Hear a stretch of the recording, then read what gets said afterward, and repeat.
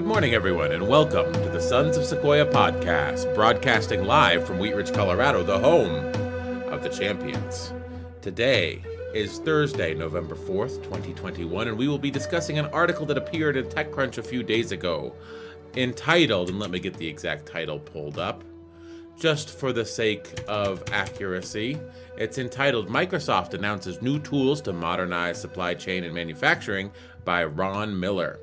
I'm joined by my co-host, Michael Harper. How are you this morning? I'm doing fine. I'm looking forward to this episode. This article by Ron Miller, it's something that's very timely, very important, and it's a beautiful day in Colorado to talk about supply chain and manufacturing. Excellent. Well, I have not read the article, so I'm coming into it cold. I know that you have read the article. I would like to just say, I do think that supply chains do need technologization. However, digital solutions to physical problems, sometimes they sound good in theory, but they perhaps, in practice, sometimes you just need more port space or more shipping containers or more warehousing space. And no amount of computer programming can manage that for you, but it may be able to help you see what you need. Do you see what I'm saying? It's part of the solution. It's not the solution. Yes, I guess that's a good way to put it. Yes. So should we get into the article? Yeah, let's get into it. And let's see what Ron Miller, is Ron Miller a writer with TechCrunch? I believe so. Yeah, he's just and he interviewed, I read this article, he interviewed the head of supply chain and manufacturing for Microsoft. Wow. And I'm sure that it's a PR thing. You know, Microsoft, they're unveiling new tools. They want to talk about it, and they're getting press out there. Yeah, but it's good to see. That's true.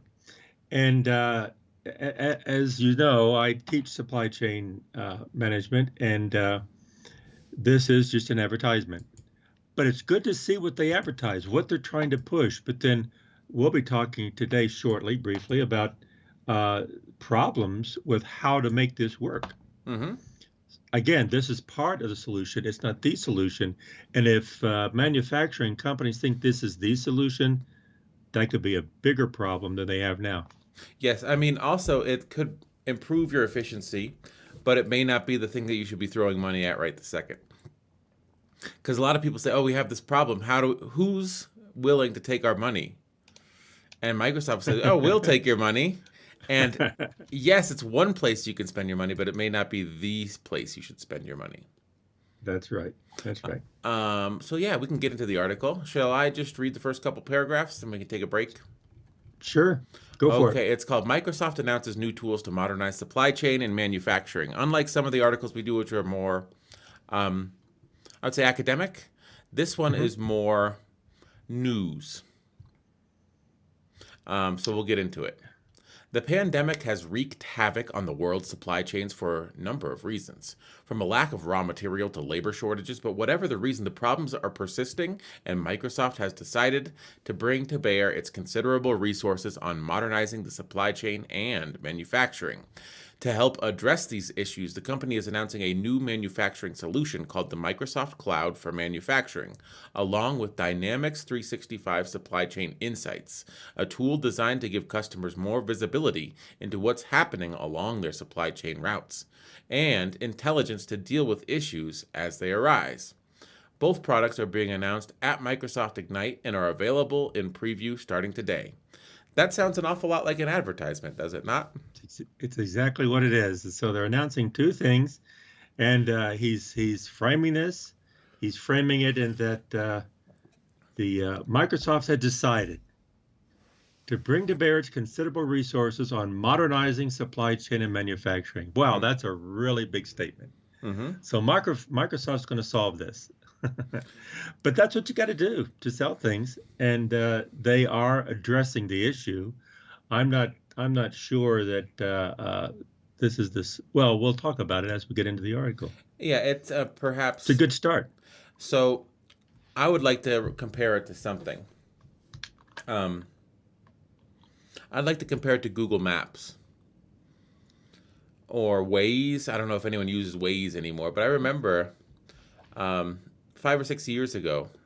Was that sounds about right? 5 or 6 years ago, we went to visit Laura, my sister, your daughter, out on in Boston, and we went to Cape Cod.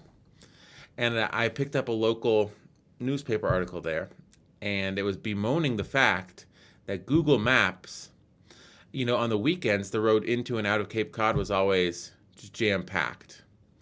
And it was the locals complaining that people would get on Google Maps and it would say, oh, well, if you get off the main drag, you can just rip through this neighborhood and you'll save 10, 15 minutes on your drive. And that was great for the drivers going to visit Cape Cod because they could get to their destination, whether it was Chatham or whatever other place. I forget. That's the only city I remember at Cape Cod. Faster. But it was terrible for the people that lived there because they were using these roads right in front of their houses when they traditionally would just stay on the main drag. I kind of feel like that's what a cloud solution can do. With the existing infrastructure. It'll say, oh, well, you could divert your resources into this area because no one's using it. This route is 15 minutes faster, more or less, and that's fine unless everyone's on board with this sort of cloud-connected, real-time data, at which point, the operational efficiency you may gain by implementing dynamic 365 supply chain insights becomes diminishing returns as everyone adopts it.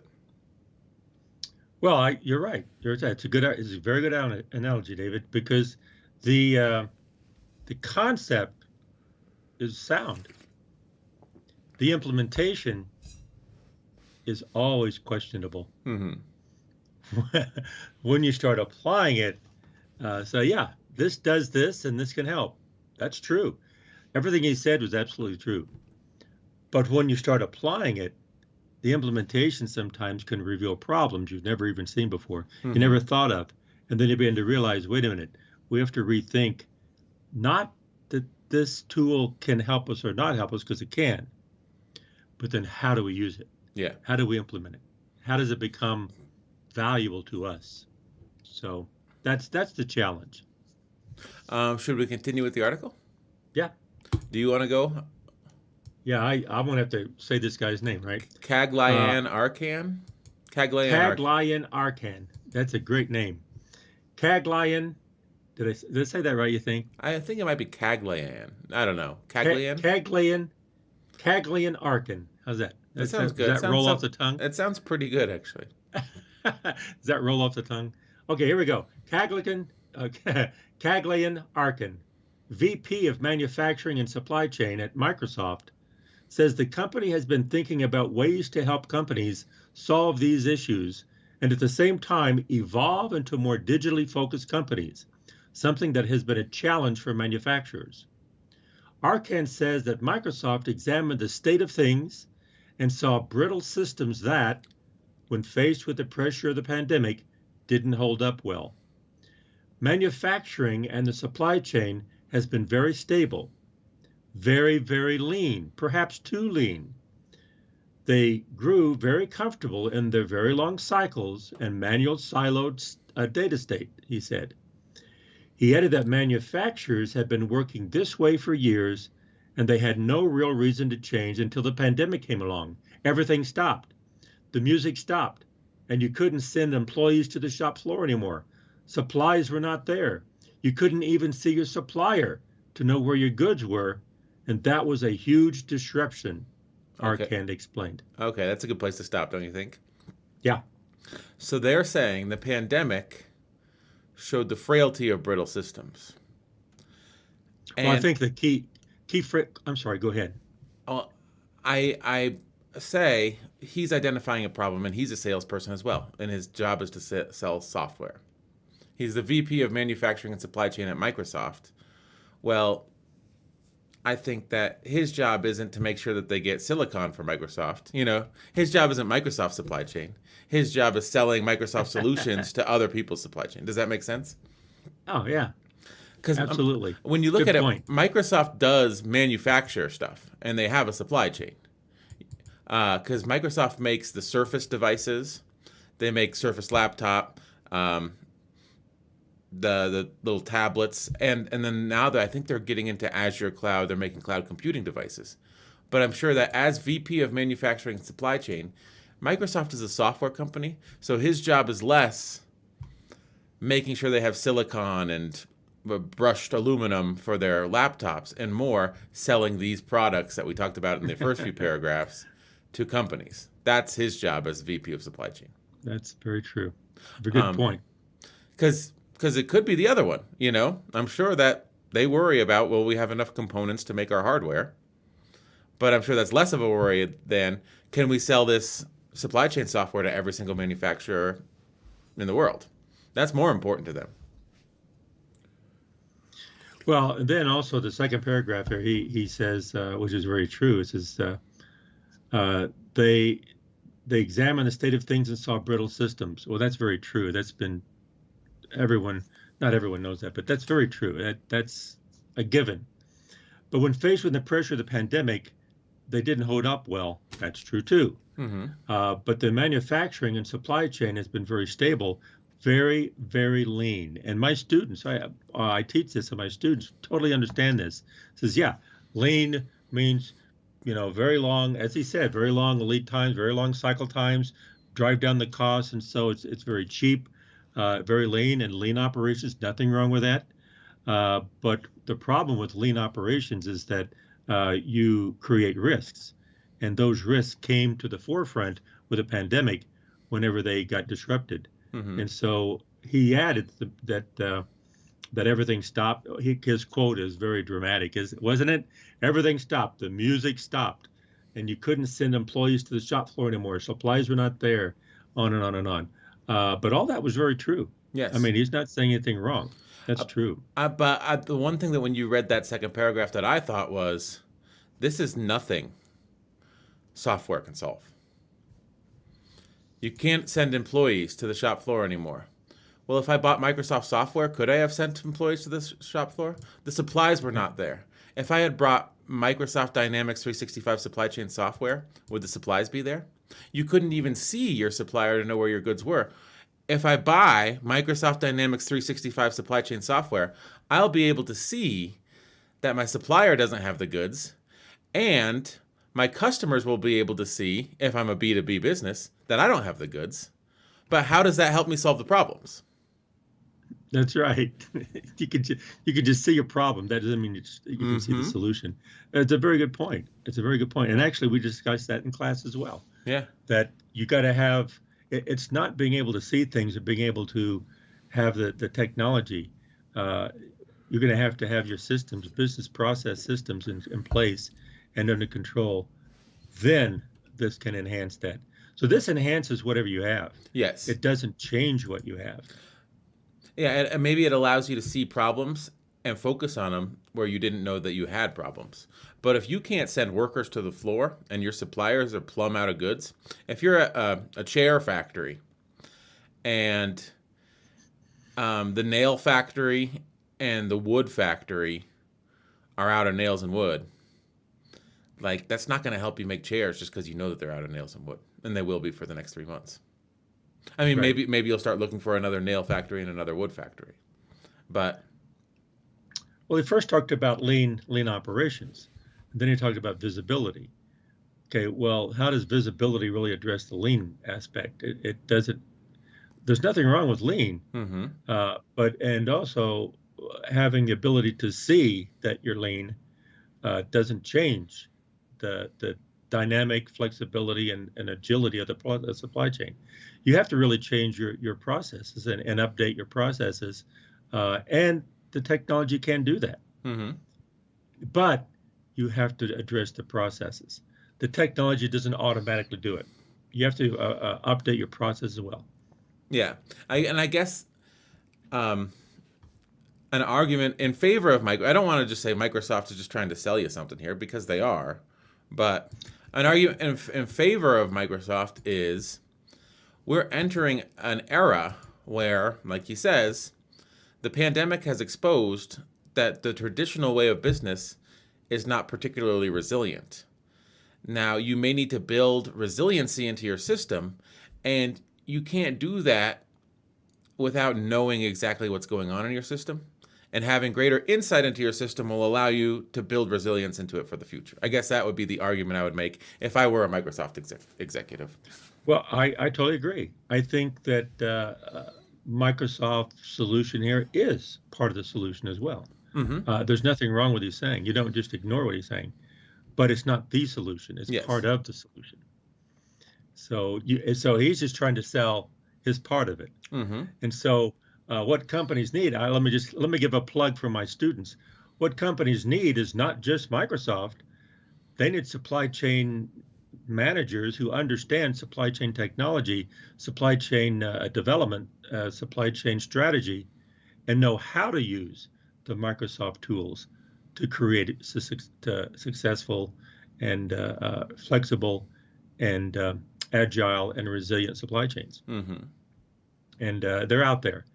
These companies, the manufacturing companies, if they want to have the full benefit of these Microsoft products that Arcan is proposing, they better have some supply chain strategists in there who know supply chain management in order to implement them correctly. Yes. Shall we go on? Sure, I'll take the lead. The manufacturing cloud is designed to help digitize the factory floor and provide a path to become fully digital by moving from traditional systems of record to what Arcan calls systems of reality. I think that just means real-time tracking of everything within your supply chain. That's my guess. Right. That means manufacturers need to be able to link what's happening in the marketplace in terms of demand, what's happening on their shop floor in terms of production, and what's happening in the world in terms of supplies to get a big picture view so they won't get caught flat-footed as they did when demand for toilet paper and PPE ballooned early in the pandemic. Okay. The thing is, the pandemic, yes, there were shortages in industries. However, wasn't that unforeseen? Like, should they have been carrying higher stock levels for years of toilet paper and PPE? And you know what I mean? Should they have been warehousing toilet paper to the tune of $50 million a year so that if this happened, and so the 20 years it didn't happen, they were paying that extra carrying cost. The 1 year it did, well, at least there's not a shortage of toilet paper. So if the system was lean, it wasn't lean enough because they needed more inventory, right? And so how does the Microsoft visibility, the Microsoft that allows visibility, change the lean aspect that he proposed was the problem? And I don't think lean is the problem. I think that they don't have other types of designs in their system to be resilient. And I think using the supply chain issues caused by the pandemic, especially with something like toilet paper. Now, PPE is a necessary good in the pandemic. It was a shame we didn't have enough PPE. Yeah, toilet paper was a result of irrational demand in the market. There was plenty of toilet paper for everyone. There was a shortage of toilet paper because Karen and Colin went to Costco and bought 15 rolls of 30. You tell him, David. You tell him. Yeah. So should we build irrational demand into our supply chain models? And I don't like the using demand for toilet paper in a once-in-a-century pandemic is a good reason to restructure your entire supply chain. Or the fact that a once-in-a-century pandemic, and it's not once in a century. I know that another pandemic could happen this year that's different than COVID-19. I mean, it's just the fact that the Spanish flu was 100 years, as you know. The demand challenges created by a pandemic, you can't say that's the way it's going to be every year from now on, so we need to build our supply chains to deal with it. Companies are smart enough to realize, well, stock out in a once-in-a-century pandemic is not stock out in 2015. When we were running lean in 2015, we made more profit than we would have had we built resiliency into our supply chain. Does that make sense? Yeah. Yes. Yeah. So it's not that there's nothing wrong with the lean. There's nothing wrong with having inventory when you need inventory, positioning your inventory in your supply chain where it needs to be positioned. But you need to also think about, like you say, the resiliency and flexibility to respond in the short term, the Mm-hmm. resiliency to come back in the long term when things hit that were unexpected. And so you need to be prepared, maybe not change everything. We have to be prepared for these disasters. Maybe not design your supply chain that move away from lean, but have the actual ability to respond quickly when you have these kinds of disasters. Mm-hmm. And it's just being readiness, just having readiness in your supply chain.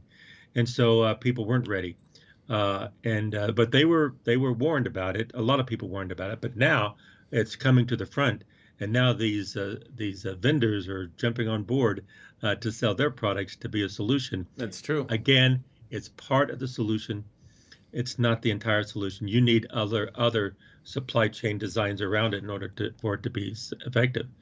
But but there again, I think Arcan has some very good points. Yes. He doesn't very good points for his position. Okay, and then of course we're looking at it from a whole supply chain position, Mm-hmm. not just his position. Yeah. But he's there And to sell, and he's and doing it. He's doing a good and job. there's network effects too. Like if everyone decides that these supply chain issues are the time to modernize their supply chain, you're not just emailing people scans of invoices and bills of lading, and then those JPEGs are going into your database. Do you know what I mean? Like Mhm. you're entering it into your SAP system or Oracle, and your Oracle doesn't talk to their Oracle instance. There's the way that traditionally ERP systems have worked, and they have been, like he says, like he calls them. And I think this is um, where does he say? Siloed, manual, siloed state. There he goes. This is very massaged um, corporate speak. But he calls them a manual siloed state because that's, I think, exactly how they have operated. And that's how Sure. people built out their SAP and Oracle instances, their enterprise resource planning, is that you can see everything within your organization, but you can't see across organizations. And your Right. suppliers are the lifeblood of your business. What if Microsoft offered you a solution where you could have insights to the key things that are of importance to you from your supplier? Well, they can offer you that solution if your suppliers also have that solution. So if Well, you're to support what he's saying, manual siloed data state. Yeah, that's true. But is that bad? Not necessarily. It worked, and companies grew, and it was something that the strategy companies had the past 20 years, 30 years, and it worked. And that's how they got to be strong today. And it's not that it's wrong, it's that it's need to change. It's time to update. mm-hmm, It's time to take that next step. And I don't think it's fair to say that they're very long cycles for lean systems and driving the cost down, and their siloed state of their data is wrong. It was right 20 years ago, but it's not right today. mm-hmm. It's time to modernize. It's time to move on. And so the pandemic has just revealed that. So I don't think it's fair to really say that what they have, the state that they're in now, it was inefficient. But there's nothing wrong with that because that brought us to success today. But now, success for tomorrow, you need to change. Mm-hmm. You need to update. You need to modernize. And one way is I'm sure Microsoft is offering one way. Yeah. And but it's part of the solution. Now, I also think this is just before we move on, real quick. I just want to say, um, it was efficient. You say it's not very efficient, but the thing is, it was. They grew comfortable in long cycles, lean, very very very lean, perhaps too lean. I don't have the article up. And they grew comfortable in very long cycles, a manual siloed data state. Well, the thing is, very very lean, perhaps too lean, means they were operating at maximum efficiency. Right. So it's not like it was inefficient. It was maximally efficient, and it just wasn't resilient. Right. And then I think it's very interesting to point out toilet paper and PPE, it's fascinating to me because toilet paper doesn't have anything to do with the pandemic. That was irrational behavior on the part of the consumer. And then if you want to extend a supply chain issue that's caused by the pandemic, irrational behavior on part of manufacturers and a B2B supply chain issue, you can look at the semiconductor shortage. There were canceling of orders, but then there were people swooped in to fill those orders, and then traditional industries that had long-standing, long cycles, they weren't able to get back into that industry. They weren't able to access the supplies. Like the automakers aren't able to access the supply of the semiconductors for their display drivers, and it's causing them to not ship tens of thousands of fewer automobiles. Well, that's, I suppose, is that poor supply chain planning? Yes.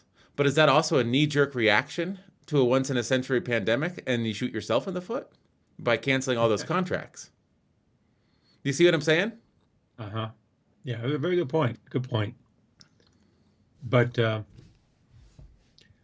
solution of all of this is not a simple solution. I think that it requires a lot of thought, a lot of people thinking about this, and not just this is. I would say, yeah, something like this is certainly part of it. We need to modernize and have communications. But also, there's other things as well. We need to redesign our systems, look at our processes, look at how our alliances between our suppliers, and like as you say, B2B, and we have to become much more resilient and also agile in our responses to stimuli within the market and also within nature. Mm-hmm. Now, there's also an old saying in political science: "Never let a crisis go to waste." And I think that Good point. I think that Microsoft is saying now is the time. Strike while the iron's hot. Get people to update their systems. Get them to buy our software and use the pandemic as the reason why they need our software. And you cannot blame them. It makes sense, right? So shall we continue with the article? Okay. We're almost done. So do you want to just read till maybe to the end, or maybe we'll stop one more time? Okay.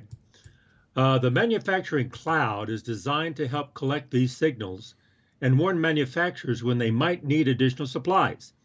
The Supply Chain Insights tool is specifically designed to map out supply chain routes and root out issues that could affect delivery of key raw materials before bottlenecks happen. Together, they are designed to bring more agility and flexibility to manufacturing companies. Unlike the past, Microsoft recognizes that these kinds of companies, which have been traditionally modernized very slowly, don't want to rip and replace existing systems and take on a huge project. As Arcane says, you need to start with one successful project and then move to the next one. And he says this solution is designed to be delivered in this way. Let's see. You want to stop there? Sure. Do you have something to say about that? Yes, I think there's a lot of things he said there in a very short time. Again, I think to put words in his mouth here, he says, yeah, the Supply Chain Insights tool is designed to map out the routes and root out the issues that could be. Like, again, he's saying it's a tool. It's just a tool. It's not a to solve everything. And I think that he says this, you need to start here. Mm-hmm. And I really appreciate his ability to say, unlike the past, Microsoft recognizes these kinds of companies, which have traditionally modernized very slowly, don't want to rip it out. They understand that, but they say start slowly. Mm-hmm. Start with one success and then another and then another. And so he's not saying that this is going to come in and solve everything. He says you start with this and you build. And I think that's very wise. But notice, I think when you finish the article, notice what he doesn't say, or it's left to implication, is that Microsoft is coming in and giving you one success. He says, this is one success, you build on it. He doesn't say how to build on it. Mm-hmm. He doesn't say what's next. He doesn't say, what do you do next? He's just saying, let us in the door. And again, it's a sales job, and I think he's doing a very good job. And he's not saying we're going to solve everything, because maybe he knows, as many people do, many people in industry know, it's not that you rip out and replace existing systems, is that when you come in and assume one solution is going to solve everything, that doesn't happen. That's true. And I mean, you know this just from being in the industry. This looks an awful. I mean, I'm going to go back to what I said earlier. This looks an awful lot like Google Maps for supply chain, doesn't it? That's what I said. Yeah, it does. This route is more efficient. Don't take this route. It's a 70. This score is an 85. It's a lot like that, like I was saying with the Cape Cod traveling. But you also know for years, and I know this too from working in industry, a lot of times they'll offer you a turnkey solution. And that's the only thing on the table. There's not like, oh, here's a supply chain insights preview. You can use it for just one project. Oh, are you trying to get something done? You can implement this for one project. It'll sit on top of your ERP system. For years, it's been, oh, are you running SAP? Well, what you should do is buy Oracle and switch all of your systems, all of your custom plugins, all of your custom programming, your production server, your development server, your testing server, switch those all from SAP servers to Oracle servers, and have this huge disruption in your company. Spend $10 million, and everyone that works here will hate it. But you know who will love it? The guy that's selling you the software. He'll love that idea. He thinks it's a great idea. And nobody knows what's going on anyway. And this guy seems to be very enthusiastic about it. Why don't we just spend the money? And what I think that Arcan understands is that I'm sure that these companies aren't doing back of the envelope enterprise resource planning anymore. They have a system in place, however arcane it may be. He's saying what Microsoft needs to do is work with their existing systems, because there's a handful of them. So all Microsoft needs to do is use its army of programmers to sort of plug in to the handful of ERP systems out there that one may use to run their supply chain, the handful of hubs, and allow them to have this tool sit on top, and then have that be in a position to, as you increase the number of projects you use, sort of have it be a replacement for whatever they're using now. So it sinks its claws in, the venom goes deep into the veins, then before you know it, you're using Microsoft for everything. Well, I think you're not wrong. I think that's very, very possible. But then when I hear that, I'm thinking all you're doing is putting pancake layers on top of other things. That's not necessarily what needs to be done to solve a problem that's new. Mm-hmm. In other words, you don't solve new problems with the same solution. You just make the old solutions more efficient. Maybe you need a new way of doing things, a new solution. And I'm not saying rip one out and replace it. I see you're just taking one old solution, putting another old solution in. It's rethinking how you design your chains. Yeah. But I think that managers will like the idea of saying, oh, I can implement this, and in one 8 to 12 week project, I can see key performance metrics. You know? Yes. And the KPIs will be positive.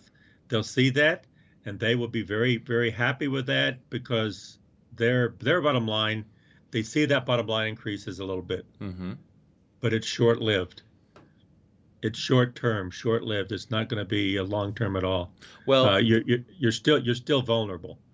Well, you're not becoming any more resilient. You're just becoming more visible. This may be an 85 and this may be a 70. But like I was saying with Google Maps, when everyone uses Microsoft Dynamics 365, the advantage of using it goes away. It's the opposite of a network effect. When everyone's driving on a residential road and pissing off the inhabitants of Cape Cod and not stuck on the main street, then those residential streets get clogged up. And, Cape Codder, old man or old lady, can't make it to the grocery store because everyone's using Google Maps now. And before, when they just got stuck on the main road, they could still navigate the Cape. And Google Maps saying, Well, yes, but you do see where you're going and you do see where you're at and you do see where you're stuck. And so we are doing what we said we were doing, Mm-hmm. right? It didn't solve the problem, it created other problems, but they are doing exactly what they said they were doing. Yeah. They said they didn't lie. They didn't lie at all. And also, if you take the side roads, it may be 5 minutes faster. Yeah, you still may get stuck. It may have been 20 minutes faster when not everyone was using Google Maps in their car. But now it may be 5 minutes faster, but it's still faster. You tell them, David. Yeah, we were there. Mm-hmm. We were there and we experienced that. Everyone experiences things like that. It's Yeah. exactly the same. No, I mean, I do think there's sort of a reverse network effect when you're talking about operational efficiency, though. And sort of leaning your supply chain is an issue. A lot of times, it's not a revenue issue, it's a cost issue. Leaning your supply chain or making supply chain decisions. Mm-hmm. And allowing someone to have a tool that helps them make the right decision is great. But if that tool is priced appropriately, it's just a matter of time till everyone has that tool. And the advantage you'd get from being an early adopter of something that improves your operational efficiency diminishes. So I'm sure that there's, plumbing companies that 10 years ago didn't do online billing. And over 10 years, they lost enough business where it's like, oh, we'll do online billing now. We'll get your email address. We'll send you the quote via email. We'll send you your receipt via email. You can pay on a little tablet when we fix your sink. You swipe your credit card, it'll email you a receipt. I'm sure that they did it the old-fashioned way until their customer said, no, I'm going to go with someone that's in the 21st century. And this is, an arcane example for something. But if it does work like this, I think that but it doesn't make the plumber any better at what he does. That's true. Yeah, they could be like some plumbers that we know that they stink, or other plumbers that are pretty good. Yeah, yeah. In other words, if you stink, bringing in all the technology will just help them stink more. Mm-hmm. Yeah. Well, let's finish it off. Okay. So we're at the part where he says, we'll give you more top line revenue. Oh, what's more? He says that each project can build on one another and fund the next one through savings and innovation. Every step of your digital transformation, every engagement with us creates an economic headroom to add funds to the next one because we give you more top-line revenue capacity, provide savings or quality improvements in a matter of 8 to 12 weeks. That is some very corporate language if I've ever heard it. Every step of your digital transformation, every engagement with us creates economic headroom. That is some... Yeah. That's some salesman talk. That's a bold promise, but if Microsoft can deliver on that, and that's a big if, it creates a comfortable path to modernization for companies that have traditionally rejected big kinds of changes like this. If Microsoft and other large enterprise companies like SAP and Salesforce can begin to solve some of these fundamental problems, it could begin to loosen the supply chain issues we are seeing today. While software alone can't magically produce scarce raw materials, that's what I said, or hire enough people to build and deliver supplies and goods, it can be part of a solution to help mitigate these kind of crises in the future. So he finally says it at the very end. Yeah. Kind of like a caveat. He tacks it on at the end. After he makes his argument, he tacks it on at the end. Spoken like a true salesman, But this is he did say it. This is the author. This isn't Arcan. Oh, you're right. You're absolutely right, David. Okay, good job, Arthur. Oh, yeah, what's the guy's name? Ron Miller. Ron Miller. Yeah, Ron Miller. When you said that, I think, who's the guy in Parks and Rec? Ron Swanson? Yeah, yeah. When you said Ron, I thought you were going to say Swanson. Ron Miller. That's true. Yeah, way to go, Ron. He recognizes it. He sees it. He's a tech guy. Mm-hmm. Good job, Ron. That's well said. Well, that was the first thing I thought of. But never let a crisis go to waste. Did you have supply chain issues because of the pandemic? Spend money on our software. And you may or may not have them the next time a once-in-a-century catastrophic event happens. But hey, at least you'll have our software at that point. If our software can't help you mitigate the effects of a once-in-a-century pandemic, and I hate to call it that, because I am aware that next year we could have a pandemic worse than COVID-19. There's Well, there's no I, guarantee that it's once in a century. You know what I mean? It's just okay, I believe, David, that there's going to be other. It's not just pandemic. There's going to be other epidemics, and there's going to be other disasters. There's going to yeah. be other things going to happen. We have climate change on the horizon. We have insurgencies. We have the technology is making things go so fast that when things go fast, disasters come faster. And so we're at the edge. Hmm. Things are going to start happening a lot faster now. These 100-year disasters are going to be like 50-year disasters, and or maybe even 30-year disasters. We have to start preparing for resilient supply chains for these disasters. They're going to start coming faster. Yeah. Anyway, It reminds me of that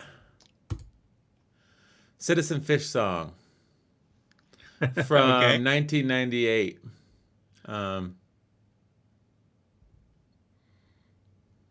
you're looking it up. yeah, I found the lyrics. Oh, Uh, good. so there was an album called Millennia Madness. I don't know. I don't know the whole lyric, so I don't know. But you're talking about how everything's going to go faster. So Millennia Madness came out in 1999, and it was called Selected Notes from the Late 20th Century. And they had a song called Faster. Fast technology made a problem and advertised its own solution. Buy the latest, speed it all up, and drive off into science fiction. Longing for a new sensation, found one at the intersection. Adverts smiling for attention. Missing the turning, blew the engine. Bought a new one, fueled for process. Link roads, linking speed to progress. Got there faster, missed the views. Lost the meaning, blew a fuse. Bought a new one, different shade of image on the screen. Displayed in car parks at the service station.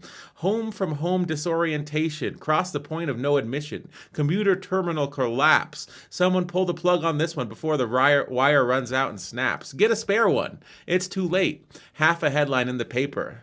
Someone drove too fast to mention. Here comes another edge to go over. Up to date but running on empty. Knew the risk, forgot to check. Heard, forgotten, and repeated. Social scrapyard full of wrecks. Here's a new promotion tactic. Unplug that and plug in this one. He who hesitates is dated. Make the most of what we make it. Repeat, consume, and undervalue to the tune of double bluff. You say you don't need it, but you can't get enough. Are those lyrics? Those are lyrics. So are they singing that or are they rapping that? He's singing it. Oh my goodness. That's Citizen Fish. Yeah. Sounds like something Michael would write. It's interesting though, isn't it? It's It basically saying buy, buy, buy. That's what this Microsoft guy is saying. Yeah, Buy, it buy is. our software. Yeah, in a different way, but yeah, he's saying the same thing. Yeah. Yeah. So here it is 20 years, 21, 22 years later. This guy is the Microsoft salesman is really just repackaging Citizen Fish lyrics. Yeah. Yeah, that's great. Anyway, I like the final statement that Ron said here. While software alone can magically produce scarce raw materials or hire enough people to build and deliver supplies and goods, it can be part of a solution to help mitigate these kinds of crises in the future. That's true. Mm-hmm. So that's a really, really good. He says, yeah, the guy can be part of a solution. Can't ignore it, but you don't just assume it's going to solve everything. Yes. You got to think about the entire supply chain. And as we said in our class, think of business processes and how technology will enable the business processes. And together, you have accountability and design and also innovation. Mm-hmm. And I think in the future, the innovation is going to start coming much faster than it has in the past. And how do I know that? Citizen Fish told me back in 1999. Yeah. I see that. I mean, it's difficult to know what you're going to need. So it's difficult to know what to buy in terms of technological solutions to problems that will be happening in the future. I can understand and appreciate that. That's why these manufacturing industries have been slow to adopt new technological solutions that sort of disrupt the way that they've done things for a long time.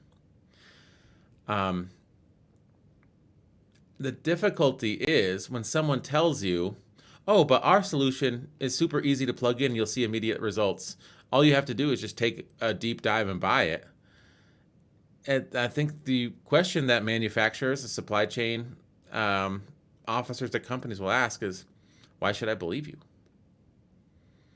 Um, and they'll say, oh, just buy it and find out. Just implement the solution and find out. And a lot of times, it's like anything else in this world. I can buy a Solo Flex, but that doesn't mean I'm going to be ripped in 6 weeks. I have to use it, you know? You got to use it. Yeah. Know how to use it. I could buy a treadmill, but I'm not going to be able to run a marathon by Memorial Day. Like, they're just tools. And if you're good at using them, they could provide you an advantage. But if you're the type of company that says, well, what do we do? If we buy this, we'll be better. And you don't implement the usage of that appropriately, you're better off not buying it. Save your money. Yeah. Well, actually, that argument is very good, David, because in our supply chain classes, we address exactly that sometimes it's better to do things siloed because it does work, rather than relying on high tech that you don't know how to use it. It's not time for that high tech, and the high tech doesn't work. So all of a sudden you have something that works, albeit slow, to move it to something that doesn't work, even though it's fast. Yeah. So you don't work things fast. So it's a very good point, David. Or you may not have the level of sophistication with your suppliers and then your customers where you need a solution this robust. Another good point. It's not just what you do. It's how the connections are made upstream and downstream in your supply chain. So how do you do that? And I can give a plug for the SCORE model and with supply chain operations reference model that really pushes connectivity, interoperability and connectivity upstream and downstream. But then maybe Microsoft, their 365 Microsoft product here, maybe one tool in making that happen. Yeah. And like he says at the end, he mentions SAP and Salesforce. I was mentioning SAP and Oracle because I haven't been in the industry a long time. I think Salesforce has really become a cloud-connected ERP system that's very powerful in the industry. So Microsoft is there, SAP, Oracle, Salesforce, they're all there. And like I was saying earlier, I think that this Dynamics 365 supply chain will plug into SAP, plug into Salesforce, plug into Oracle, or plug into Microsoft if you're using them for your ERP. And so you're not disrupting. It's not a turnkey solution. So it may provide insights that you didn't have. But like you said, interoperability is key. One of the keys for them is if all of your suppliers and all of your customers are using this. If you're a midstream manufacturer, you're a whip manufacturer, you get raw materials, you turn it into a whip item, you send it to another manufacturer who turns it into a finished good that goes to the consumer market. If everyone's on Microsoft Dynamics 365 supply chain, operating on the same set of rules, you'll have a lot more clarity. If you're the only one using it, then you might as well be in that same manual siloed state as you were before. Right. It's a good point. Yep. So we have challenges ahead of us in the supply chain area. And it takes people upstream and downstream all across the board to bring innovative solutions that understand the problems. Well, so there's a great need out there for supply chain professionals. Yeah, supply chain professionals maybe are the secret sauce, not some sort of software you can buy off the shelf. That's true. That's true. If you're going to spend that much money hiring some supply chain professionals that know where and how to implement not just this solution but other solutions and redesign and innovative type solutions. And sometimes they're simple. Sometimes they're not that grandiose. Sometimes simple solutions could have just as much effect as the bigger solutions. And they'll set the stage for the bigger solutions. So there's a lot more to it than just a turnkey. Well, I think we've solved all of the world's problems this morning. I think we have to.